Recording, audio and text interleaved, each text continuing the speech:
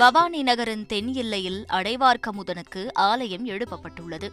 கூடுதுறையைச் சுற்றிலும் தெற்கே மங்களகிரி, வடக்கே வேதகிரி, கிழக்கே சங்ககிரி, நாதகிரி என்னும் 4 மலைகள் சூழ்ந்த சங்கமேஸ்வரர் கோவிலுக்கு பத்மகிரி என்ற பெயரும் உண்டு.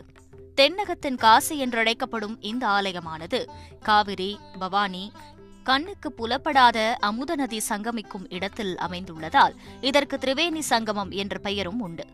கோவிலின் பின்புறம் உள்ள பரிகார மண்டபத்தில் முக்கிய அமாவாசை தினங்களில் லட்சக்கணக்கான பக்தர்கள் தங்கள் முன்னோர்களுக்கு திதியளித்து பவானி கூடுதுறை சங்கமேஸ்வரரை தரிசித்து செல்கின்றனர். திருமண தோஷம் உள்ளவர்கள் இங்கே பரிகாரம் செய்து கூடுதுறை காவிரி ஆற்றில் புனித நீராடி சங்கமேஸ்வரரை வழிபட்டால் திருமண தடை நீங்கும்.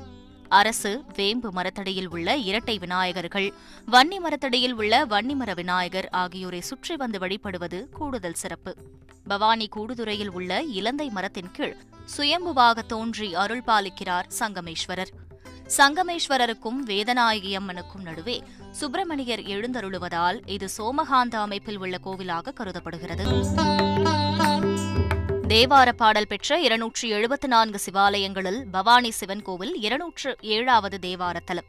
தமிழகத்தின் பரிகார தலங்களில் பிரசித்தி பெற்ற இவ்வாலயத்தில் பிறப்பு முதல் இறப்பு வரை அனைத்து பரிகார பூஜைகளும் நடைபெறும். பவானி கூடுதுறையில் ஏராளமான சிவலிங்கங்கள் மண்ணிற்கு அடியில் புதைந்துள்ளன. அதனால் இந்த நகரின் மயானத்தில் எரிக்கப்படும் சடலங்களில் மண்டை ஓடுகள் வெடித்துச் சிதறுவதில்லை என கூறப்படுகிறது. ஆடிப்பெருக்கிற்கு முன்பாக பல நகரங்களில் கொண்டாடப்படும் தேங்காய் சுடும் திருவிழா பவானியில் கொண்டாடுவதில்லை எனவும் சொல்லப்படுகிறது. ஆடி 18 அன்று பவானி கூடுதுறை காவிரி ஆற்றில் நீராடும் புதுமண தம்பதிகள் பத்திரப்படுத்தி வைத்திருந்த தங்கள் திருமண மணமாலையை ஆற்றில் விடுவது வழக்கம். இந்த ஆலயம் காலை 5:30 மணி முதல் மதியம் 1 மணி வரையிலும், மீண்டும் மாலை 4 மணி முதல் இரவு 9:30 மணி வரையிலும் பக்தர்களுக்காக திறந்திருக்கும்.